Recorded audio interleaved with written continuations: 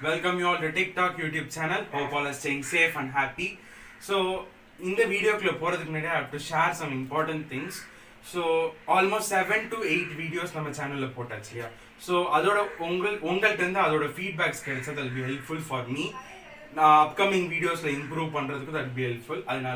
In the video description box, test link given one more link. And the link la poitu yaar yaarla indha videos paakringlo kindly fill in that feedback form so that it will be helpful for me. Thank you.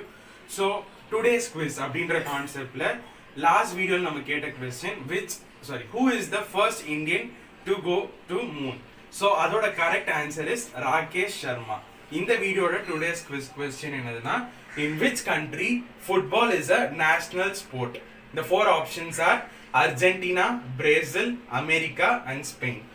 இதுக்கான answers comment பாக்ஸில் post பண்ணுங்க. Correct answer next வீடியோவில் reveal பண்ணுவேன். So இத்தனை வீடியோஸில் சொன்ன மாதிரி தான் இன்னைக்கு நம்ம பார்க்க போகிறதும் ரொம்பவே இம்பார்ட்டண்ட்டான ஒரு பேசிக் கிராமர். ஸோ இன்னைக்கு நம்ம பார்க்க போகிற topic sentence pattern. So there are some divisions என்னன்னு ஃபர்ஸ்ட் பார்த்துடலாம். Then we can see its definitions and examples. First is subject, next is verb, object, complement and adjunct. So these are the 5 divisions. Idhula there are some interdivisions. Adavadhu object la there are 2 types. One is direct object and other is indirect object. And verb there is one more type, that is linking verb. So these are the divisions. So idhukku appuramete nama over partum we are going to discuss on. So first nama verb பத்தி பார்க்க போறோம் because verb is the important thing in a sentence அப்படினே சொல்லலாம். verb இல்லாம இருக்கிற sentence பாத்தீங்கன்னா it is rare. 99% that is rare. maybe 1% ஏதாவது sentence இருக்கலாம் maybe. So first நம்ம பார்க்க போகிறது எல்லாருக்குமே தெரிஞ்ச நம்ம வீடியோஸ்லேயே ஆல்ரெடி பார்த்த verb அப்படின்ற கான்செப்ட் தான். சாரி, verbனா it is a action word. For example, play அப்படின்ற சென்டென்ஸ் அப்படின்ற வேர்டு எடுத்துக்கலாம். ஸோ இதோட ரிலேட் பண்ணுறது தான் சப்ஜெக்ட். ஸோ சப்ஜெக்ட் வேர்புக்கு ரெண்டுத்துக்கும் சேர்த்து நம்ம சென்டென்ஸ் பேட்டர்ன்னா ஒரு எக்ஸாம்பிள் பார்க்கலாம். ஸோ சப்ஜெக்ட்னா என்ன அப்படின்னு கேட்டிங்கன்னா இதோட டெஃபினேஷன் சொல்லணும்னா வேர்புக்கு முன்னாடி இருக்கிற வேர்ட், அதாவது இதோட definition the word before the verb. இது ஒரு ஹிண்ட்னு சொல்லலாம். இன்னொரு ப்ராப்பர் டெஃபினிஷன் என்னதுன்னா the person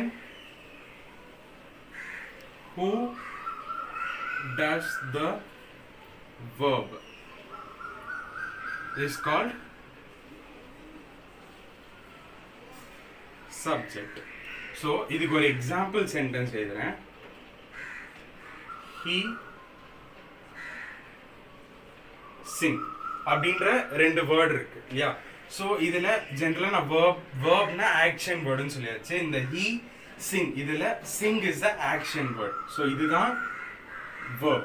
ஸோ இப்போ டெஃபினிஷன் பார்த்தீங்கன்னா the word before the verb, வேர்புக்கு முன்னாடி இருக்கிற வேர்ட். அண்ட் இன்னொரு proper definition the person who does the verb.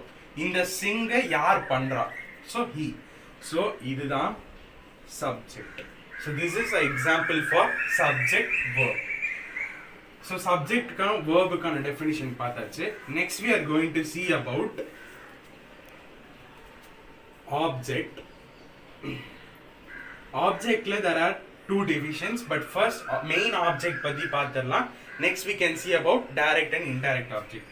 So subject க்கு நாம என்ன definition கொடுத்தோம்னா the word before the verb. So இதோட hint வந்து the word after the verb. இதுக்கு ஒரு எக்ஸாம்பிள் சென்டென்ஸ் கொடுக்குறேன்.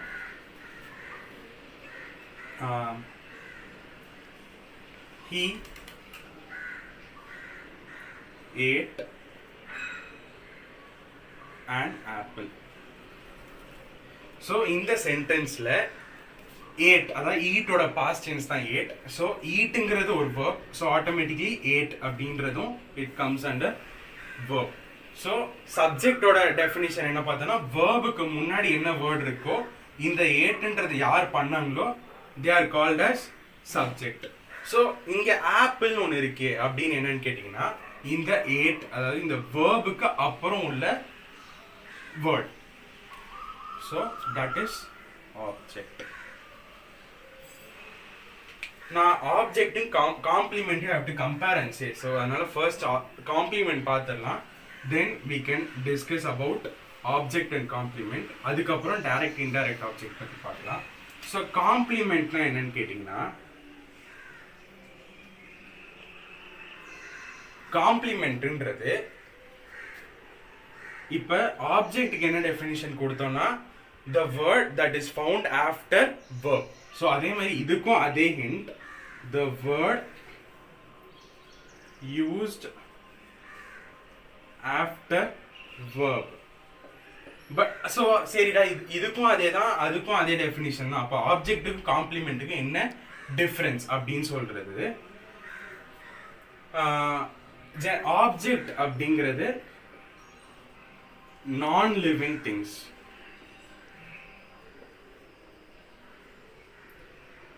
காம்ப்ளிமெண்ட்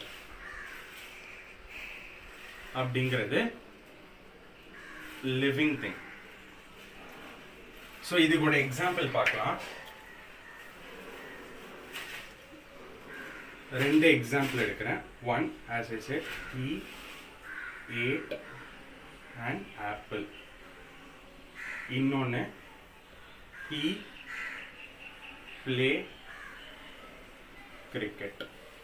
ஸோ இந்த ரெண்டு சென்டென்ஸ் எடுத்தீங்கன்னா ate அப்படிங்கிறது ஒரு verb, play அப்படிங்கிறது ஒரு verb. ஸோ இது ரெண்டும் தான் verb. ஸோ இந்த வேர்புக்கு முன்னாடி இருக்கிற word is subject. So this is fixed. So இங்கே an ஆப்பிள் அப்படிங்கிறதுக்கு கிரிக்கெட்டுங்கிறதுக்கு, ஸோ ஆப்பிளுங்கிறது நான் லிவிங் திங் இல்லையா, ஸோ அதை நம்ம என்ன சொல்லுவோம்னா ஆப்ஜெக்ட் அப்படின்னு சொல்லுவோம். ஸோ இங்கே கிரிக்கெட் இருக்கு, கிரிக்கெட்டுங்கிறது நான் லிவிங் திங்கான்னு கேட்டிங்கன்னா இட் இஸ் நாட், பிகாஸ் கிரிக்கெட்டுங்கிறது 11 players சேர்ந்து they are going to play. So that is complement. Okay, next நம்ம டைரக்ட் அண்ட் இன்டைரக்ட் ஆப்ஜெக்ட் பத்தி பார்க்க போறோம்.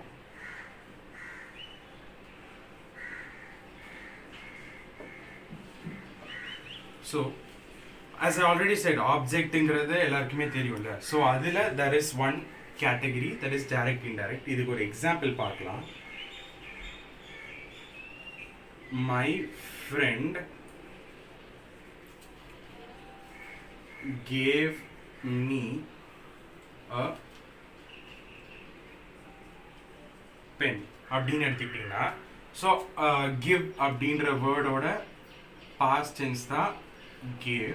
ஸோ giveங்கிறது ஒரு action word, so gave is the action word, that is verb. So அதெல்லாம் தெரியும். So நம்ம சப்ஜெக்டோட டெஃபினிஷன் என்ன பார்த்தோன்னா வேர்புக்கு முன்னாடி இருக்கிற வேர்ட். ஸோ மை ஃப்ரெண்ட் ரெண்டுமே that is subject. Me a pen அப்படின்னு இருக்குல்ல, ஸோ இது பென்னுங்கிறது டைரக்டாக சொல்லுதுல ஆப்ஜெக்ட் அப்படின்றது எல்லாருக்கும் தெரியும். ஸோ பென் அப்படிங்கிறது that is a direct object. இந்த பென் யாருக்கு கொடுத்தாங்க, மீ. ஸோ அதுதான் செகண்ட் ஆப்ஜெக்ட். ஸோ அந்த செகண்ட் ஆப்ஜெக்ட் தான் IDO, indirect object. So my friend gave me a penங்கிறது my friend subject, gave verb, a penங்கிறது direct object, யாருக்கு கொடுத்தாங்க செகண்ட் பர்சன் மீங்கிறது indirect object. This is all about direct indirect object. So நான் இன்னொன்று சொல்லியிருந்தேன், அதாவது வேர்பில் there is one more type, that is linking verb அப்படின்ட்டுங்க. ஸோ அந்த linking verbனா என்னன்னு கேட்டிங்கன்னா generally verb is a action word, அவ்வளோதான். ஸோ பட் இந்த சென்டென்ஸ் நான் ஒரு எக்ஸாம்பிள் சென்டென்ஸ் எடுக்கிறேன். I am eating. ஸோ இந்த ஒரு சென்டென்ஸில் ஈட்டிங் அப்படிங்கிறது action word. So that is a verb, நம்ம எல்லாருக்கும் தெரியும். ஸோ இந்த வேர்புக்கு முன்னாடி இருக்கிறது, அதாவது யார் அந்த ஒர்க் பண்ணுறாங்க அப்படிங்கிறது சப்ஜெக்ட். ஸோ இந்த ஆம் என்னதுடா நடுவில் இருக்கே அப்படின்னு கேட்டால், இந்த ஆமோ தட் இஸ் அ வேர்ப். ஐன்னு வந்துட்டாலே ஆட்டோமேட்டிக்காக ஆம் அப்படிங்கிறது வரும். ஸோ இந்த ஆம் ஈட்டிங் டோட்டலாக சேர்ந்தது தான் verb. So am is one of the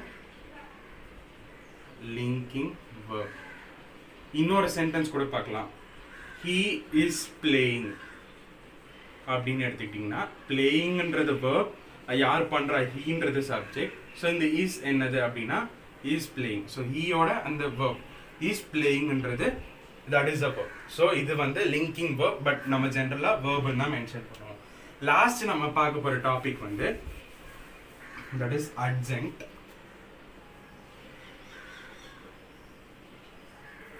so அட்ஜென்ட்னா என்னன்னு கேட்டிங்கன்னா, ஒரு கம்ப்ளீட் சென்டென்ஸில்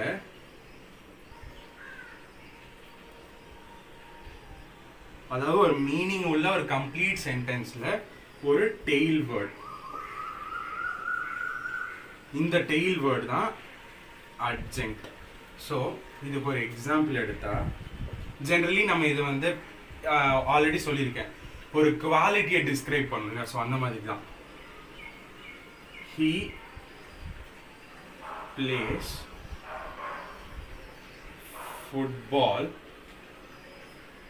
nicely அப்படின்னு எடுத்துக்கிட்டா, play அப்படிங்கிறது verb, அதை யார் பண்ணா அப்படிங்கிறது சப்ஜெக்ட்.